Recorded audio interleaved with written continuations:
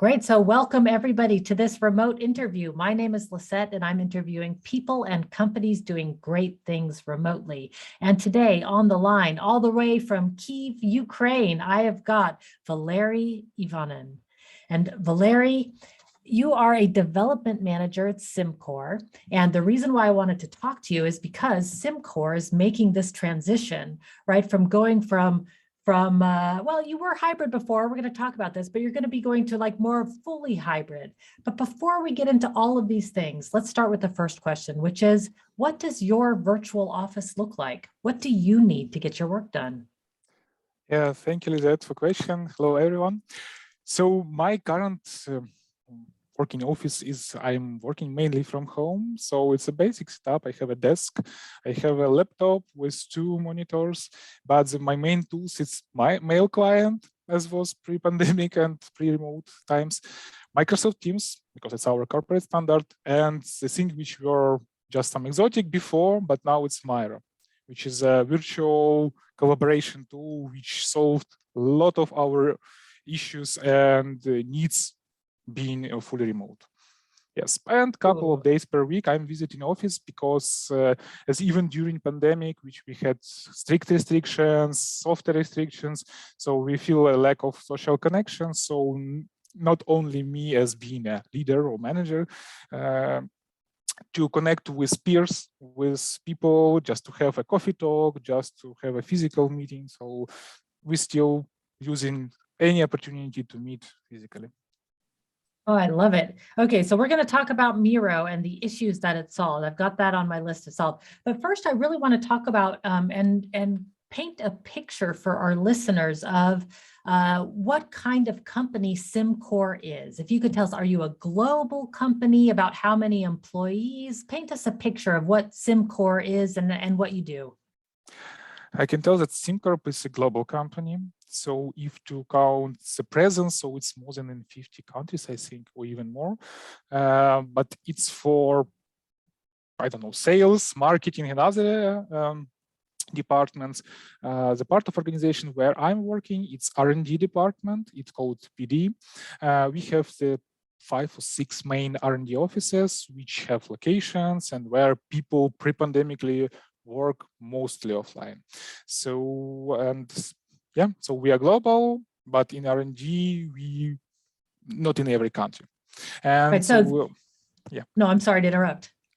Yes, and the overall amount of people in SimCorp, it's more than 2,000. In R&D, we more than 700. So 700 people are working in those 6 R&D centers. Yeah. Okay, so like we were talking about before we started recording, you're a global company with SimCorp has members in 50 countries globally.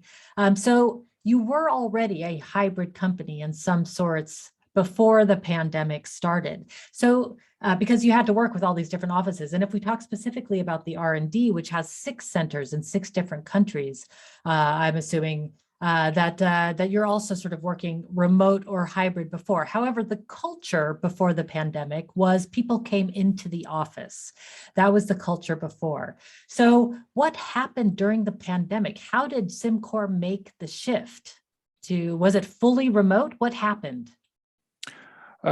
Actually, you're right that we were already half hybrid before, but in each location, in each office, there was unique atmosphere and unique culture based on the social connection and all activities which were happening inside office. It was beer days each week. It was some clubs or people who have some interest. They were communicating with each other physically, coffee talks, water cooler talks.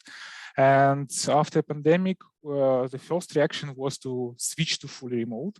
So, but we have an advantage having already needed environment and some set of tools, but during pandemic, the main change was to switch to fully video conferencing connection. And then there was a period of this shaking and changing your ways of working with the teams and also your work-life balance when you also changed your private life.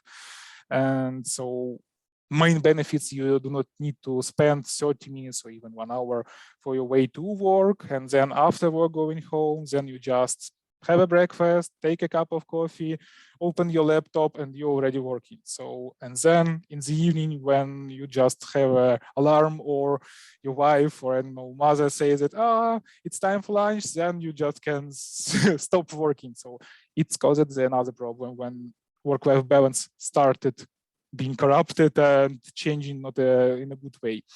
But if to talk about the company culture, so it's also started being less and less on the same level as it was before, because the social connection and the ground of the culture, and we started helping teams, being people managers and leaders, started helping teams to somehow to switch or change this approaches and things which they were doing offline, being physically in the same place, but doing this already virtually. So we tried some experiments on team level, on company level, on some departments level. For example, online coffee talks, water cooler talks, new communities of practice, of interest. It was online yoga exercises. It was even some teams practiced the full day switched on cameras. So it was just your understanding that you are still seeing people because no one switched on or switched off. So it was always switched on, and there was a feeling of presence. I cannot say that some experiments were bad or they failed. It's just some experiments come to some regular things, which still during the last 2 years, people still are practicing. Others were just nice to have, nice to try, and then they just stop doing it. So. Right. So I don't know if you'll know or remember, but what are some of the things that people are still doing so one of the things that went remote that you guys decided to keep? I think so. Some teams still practicing this, switching on all the cameras at 8 or 9 in the morning and switching off at 6 or 5 in the evening. And some teams are still practicing this water cooler online talks when they just have 5-10 minutes to talk by the team about anything not connected to the work.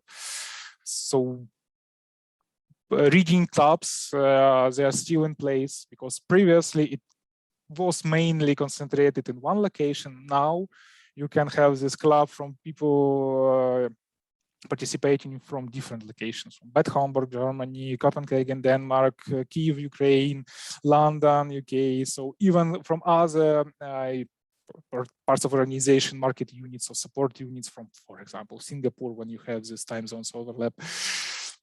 Yeah. So you took some of these clubs online, and then they expanded to some of the other offices just because they could. That's the benefit of doing that online. Yeah. Love it. And also, I like that the virtual co-working that you described, where people show up and turn on their cameras in the morning, and then you're kind of working with your team on video, but they're there with you, that it does indeed form a type of presence, that some teams are still continuing that. So yeah, I can imagine. I mean, it is nice to feel like your colleagues are around with that. So one of the things that I really wanted to talk with you though about is what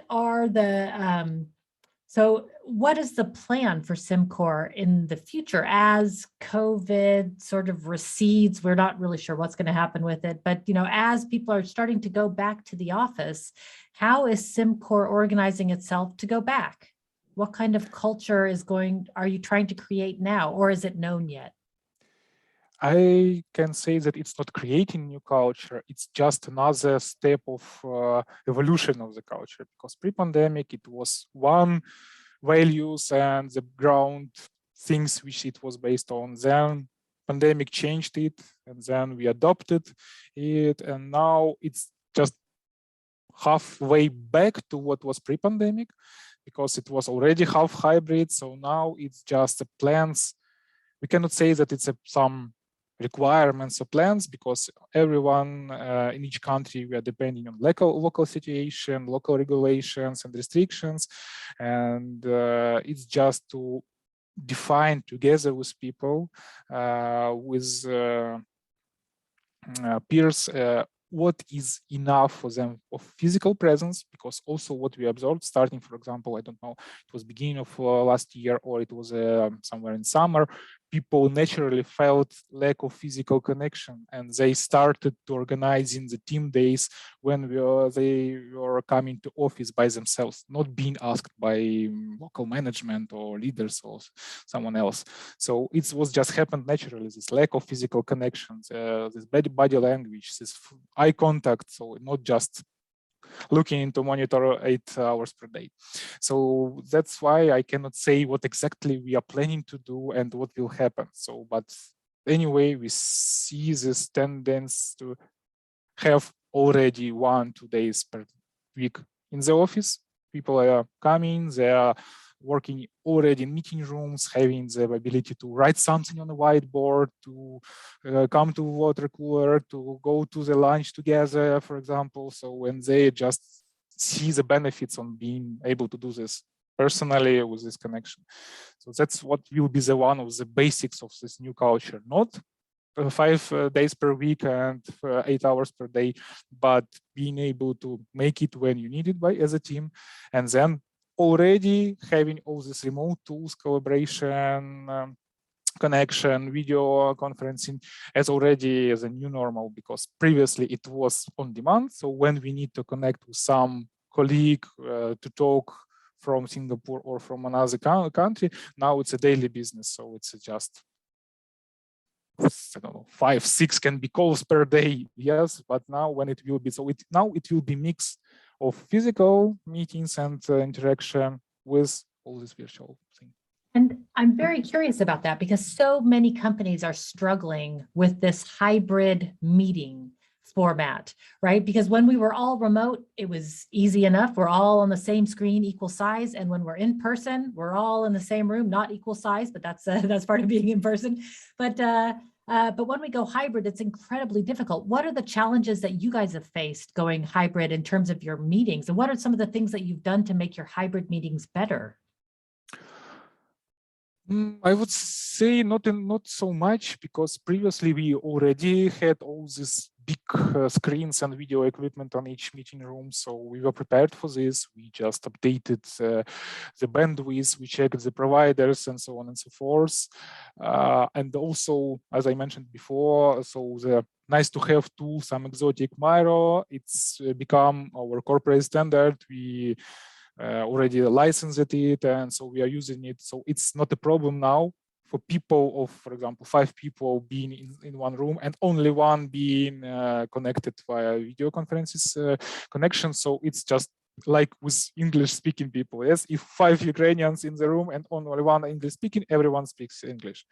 So that's also related to this Miro. So if even only one person is connected via video conferences, then everyone uses Miro. Then all the agenda, all the discussions, all the topics, stickers, decisions, polls, and so on and so forth. Everything. So if one person's remote, everything in the meeting gets converted to virtual tools, regardless of, even if there's 5 people in one room and one person remote, you've adopted the when one person's remote, everyone's using remote tools rule. All right. Is it challenging for people to do that, or is it just a change that you get used to? Yes, it's not challenging because it's already 2 years when we're practicing it. So it was probably some challenging because those people who never used Miro or virtual tools and they were just always using the whiteboard, they had someone 1 month to get familiar with it, someone couple of months, but we already passed this exercise, right. And so and spend all this time so being educated. So it's not challenge anymore. Right. So that's good for people out there. So some of the things that I heard you say is 1, update your bandwidth so that you have the proper internet connections that you need for people to be able to connect, because I think that's more important than we get credit for. 2, really, I think practice makes perfect with these hybrid meetings. But I like when one person's remote, everyone goes to the remote tools option. I think that's important. But I want to dive into Miro a bit. It's one of my favorite virtual whiteboards. I mean, the 2 big players on the market are, of course, Miro and Mural. They sound similar, but they're very different. Both are really good, but I really like Miro. What do you all use it for? For everything. So Okay, it's but just let's it's not task management though, right? But like you're brainstorming or everything. So internal events for team size, for example, retrospective, some refinement, planning, even describing some feature in a BDD approach using Gherkin language. So, or it's an online conference with, for example, 100 people or 500 people. Another one thing. So which we become familiar with during these 2 years of being pandemic. So all events which we had on a local size, for example, for only one office or for the department or for the company. Previously, it was a big physical things.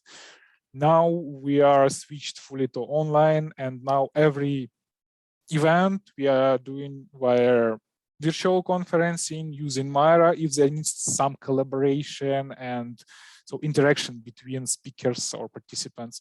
So Myra is just our online virtual tool for everything which relates to collaboration and interaction between people. So even if there are two people from in different locations, we just open Myra and start using all the functionality which suits our needs. did you have to train people in your company in order to use it, or was it just people picked it up? I mean, you're many software developers there, so I'm assuming if as a software developer, it's a no-brainer, right? Like you open the tool and you start clicking around. But were there people that were challenged by it, or did you need to get extra help to train people on these tools? We have some benefits that some people already used it before we started using it as a normal. So we had already local experts who were trained or educated.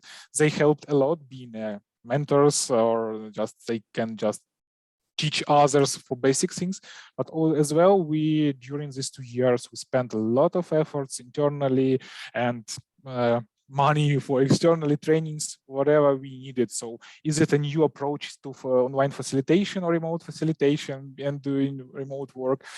Also, you helped us with this. Yeah, indeed. You took my Yes. workshop, indeed. Yes, and as well with the tools. And Myra also was a series of trainings which were provided by Myra as a company to become more familiar with functionality which they actually extending from, I don't know, month to month or quarter to quarter. So Myra today and Myra 2 years ago with just two different systems. So yes, and also learning by doing. The majority of our people development plans and personal growth plans are based on learning by doing. So they are just starting doing something and asking peers and trying, failing, adopting. So it's also okay. And darn, I lost my train of thought. I had a really good question about my question with Myra was given that you're using it, like you have an artifact after every session, after every meeting, right? You've got an artifact of what you guys talked about. How do you organize this information so that everybody in the company can find it, right? Because when we have all these like video messages going back and forth, whiteboards all over the place, how do you keep it organized? And it's one of the biggest challenge of virtual world, yes, because the amount of these boards and frames are just start becoming ridiculous big. So we are trying not to use for every meeting or for every small need the new Miro board. Is just creating frames, structure, and then links storing somewhere, for example, in OneNote when we have the structure of it's like a or wiki pages, or it's a OneNote structure for a team when they have lots of things related to work of their teams, and there they have links to the Miro board related to some activity or some feature where you work, and you can just extend it in the new frame. So it's just, yes, you are right, that's not to end up in chaos having hundreds of these boards. So also we are trying on different levels in teams, on leadership meetings, for example, not to have just at some point of time asking, oh, where is this Miro board? To have them somehow documented in structures that for this purpose, Miro board is there, here's the link. So it's, yeah. So was it difficult then to make the transition to, because with this, I mean, you could easily get information overload working in this remote way. So was it difficult to organize this information, or is it just something that's evolving over time that you're dealing with as it comes up? I can say that. So it was at proper point of time. People start thinking that they are already having too much these boards. They need to be structured, and so we have the people who also they want to structure their work. Everyone have to-do lists. The teams have their ground rules which are documented. So it was just a task to structure this new tool and this new storage of information properly. Okay, and were there any, okay, there's two big questions that came up. In terms of the ground rules that you just mentioned, what did each team come up with their own ground rules for how to behave? Okay, so it was up to each team to come up with, and how did teams do this? It's actually discussions. So it's open communication inside the team, because even when we were switching to full remote, it was also the different teams have the experiment. Someone tried to use only Slack for communication. Other teams tried to use only Microsoft Teams, which is our corporate standard. Some tried to, for this purpose, we're using Slack. For this purpose, we're using Teams. Someone tried to use still document everything only in OneNote by text. Some started more using Miro. So they were experimenting, they were failing, adapting, and at some point of time, they come to more or less similar approaches, because when you're communicating not only inside your teams and collaborating, when you are just working with other teams, other parts of organization, you just adopting your own approaches and tools to what others doing. That's how the culture it's just also being created, and the ground rules not only for one team are for the whole department or the company. So, and now there are not so many differences between each team of the approaches and tools. But coming back to ground rules, each team has their own agreed ways of communication, rules, how to behave. And so it's also one of the parts of our culture, of our DNA, that it's not just a group of people doing the same stuff and like tasks from the same list. It's a group of experts who have their own goal, which have the agreements and ground rules, how they work and behave like a team, not just a group of people. I really love that. I really love that. So if I understand correctly, it started where each team created their own ground rules. But then, of course, what if you're working on multiple teams, right? So then what I hear you're saying is that because many people work on many teams, and also as a leader in an organization, you probably have more than one team that you're working with. So the question I always get from people is, how do you manage all the different ground rules for all the different teams? And my answer in the past has always been, well, how do you do it now, right? Like you're doing it now, you're just not doing it formally. So is that sort of how it works with SimCorp? It's very simple question. So we are leaders in SimCorp. We are not managers. So we are not managing. We just, so our, I don't know, the idea or a wish or a dream to have fully self-managed teams who understands the company strategy, values, and how each particular team can contribute there. And then teams are free to decide their ground rules, their agreements, how they do it, and then to learn from each other. And at the end, there comes that the similar tools and the rules can be for 50 teams in one company. Lots of similarities. Yes, there will be some differences, but lots of similarities. That's how culture is being born. And we, the people managers and leaders, so we are just need to be aware of those differences and just adopt our approaches to working with teams and personalities according to what they already have, not to push, but to help them to be more productive and to bring more value. I love that. I love that. Treating people as the experts and the professionals that they are, they can bring it to the table. And what I like is that the ways of working, even though we had every team creating their own ground rules, the ways of working normalized across the country across the company, excuse me, to a certain extent, where people were like, oh, you're doing that. Oh, let's adopt that. And I like that. It allows for innovation and evolving of the work methods. Were there any new roles that were created because of this shift to hybrid or remote? Did you have like a remote office manager or somebody else who's dealing with the No, logistics? Ah, do you wish you were? I mean, I no. hear a lot. I hear a lot in the, in the news about remote office management roles and lots of people doing that, but you're saying, no, we didn't really need that. Yeah, I just even don't know, is there become more load of IT department with all this remote work? Probably in the beginning, couple of months, they need to deal with all this extended this load of bandwidth and so on and so forth, and also getting Myra being official and then licensing it, giving the access to people. But now we have no new roles, and it's just as it was previously, that if some new duty arrives in the team or in a group of people, it's just also agreement who will do it and how it can be shared between each other. So today I'm doing this, tomorrow you are doing this, like with Scrum Master and Scrum team. So I rarely can remember which Scrum Master still conducts to facilitate daily stand-ups. It's being done by any team member. Today I'm doing this, tomorrow another person doing this. It's also applicable for this new, I don't know, duties or the tools which needs to be managed or prepared. Also, no new roles we are need for this. Do you have any people that have said, I'm never coming back. I don't want to come back to the office. I want to be 100% remote all the time. Has that happened? Do you have a lot of that?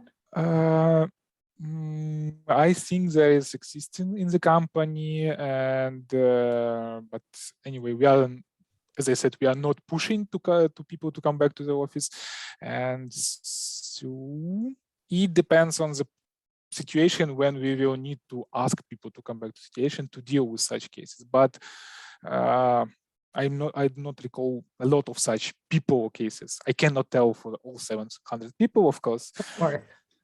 Of course. But what I find so fascinating is that leaders and I'll say managers are worried that people aren't going to come back to the office ever again unless they're mandated to come back. But what I'm hearing from you and from other people is people naturally miss the team building and the camaraderie. And if the team needs to be together, people are more than happy to come into the office in order to get the job done, because that's what we were hired. That's what we're hired to do. And so if we need to be at the office, we'll be at the office. So I would say to the managers, and maybe let me know if you would agree or not, is don't worry. People will come back if they need to come back. If the job requires it, they'll be there. Yes, definitely. So you need just to ensure that they have needed environment, tools, and knowledge to bring as much as possible value to company, and also being able to grow by themselves professionally, I don't know, career. Yeah. Right. Like we all have our own personal goals. Now, I'm realizing we're reaching the end of the time. I want to have a couple questions. Do you have a few more minutes?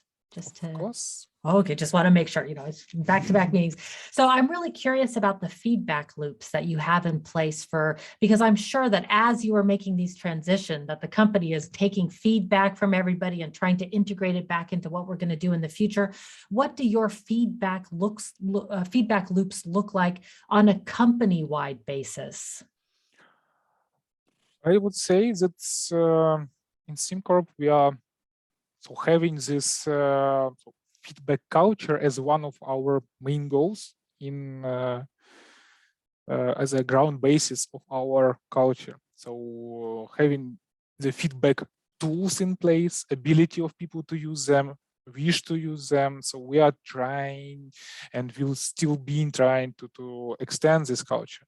And it's as on a company level, having some surveys regularly, quarterly, yearly, for example, and then it's retrospectives inside teams. There are one-on-ones, formal, like with managers or peers, which is being documented somewhere, and informal when you have ability to, on a daily basis, to give and receive feedback. And so it's just not, we can just outline something which is, yes, this is our framework. It's set of on different levels of tools and practices which we are just using and trying to get as much as possible value from it to improve the processes, culture, structure, everything. What's something that you feel that SimCorp has done particularly well during this transition that you think like, yeah, that was really like looking back, you think like that was really well done. We did that. We did a good job in transitioning from, pre-COVID to during / post-COVID times. I would say so not something particular, but that we were constantly learning. We were trying something, analyzing what works well, what was not well, and adopting. So, and we still doing this. And I think that it's not the final stage when now it's hybrid. So previously it was offline, then it's remote, now it's hybrid. So there we have this ground rules, we have these tools. Now we will work for years. Now it's every day happening something when some old approaches which you were applicable even 1 week ago, they're not working because I don't know, something was changed around you or inside the teams, and you need to adopt to change something. So one big thing that we learned and improved our ability to adapt to the changing environment around us and inside. So it's just, yeah. I love it. So you sort of learned to live in the chaos that that COVID gave us. Yes. All right. So one last topic that I want to cover that you mentioned early on when we first started talking was work-life balance and the struggle for individuals to sort of find work-life balance. Now we have to, of course, remember it was a pandemic. We were all locked in our homes, like, like it's shelter in place, like, so, but now that we're going back to hybrid, what are some of the things that you've learned from yourself and your colleagues about work-life balance and how to make a workflow that's sustainable for you?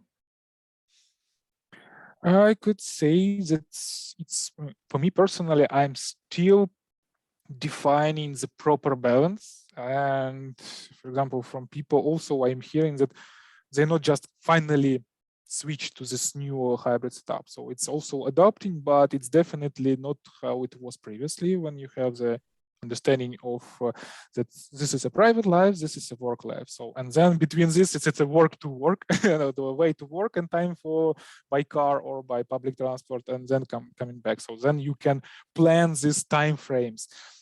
Because during pandemic, it was just everything mixed up, and someone struggled for a long time setting this balance and split work and life, and so time for family, time for your personal things, and then time for work. Now it's just as I said, so we are still in process of defining how much time we need personally or our team need us to be offline and being in the office.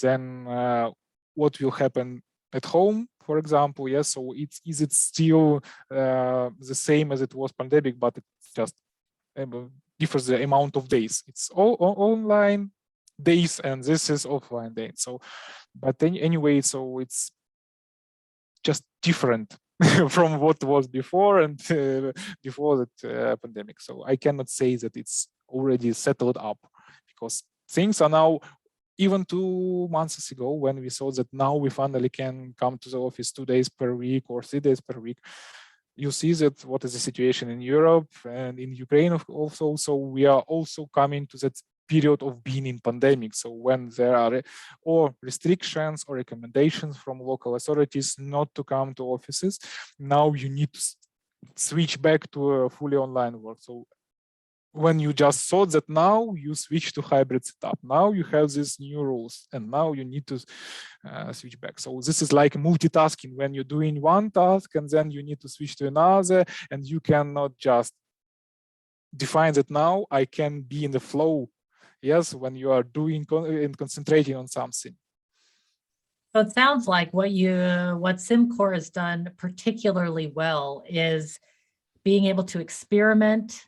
And you said fail, but I would say learn, experiment, learn, and adapt quickly, right? Like fail, like what Jürgen Apollo says in his wonderful book Workout, which is it's not whether we fail or succeed, it's what we learned. So, and you should be failing about 50% of the time if you're really running true experiments. So we want to learn. So it sounds like what you've done is experiment, learn, and adapt.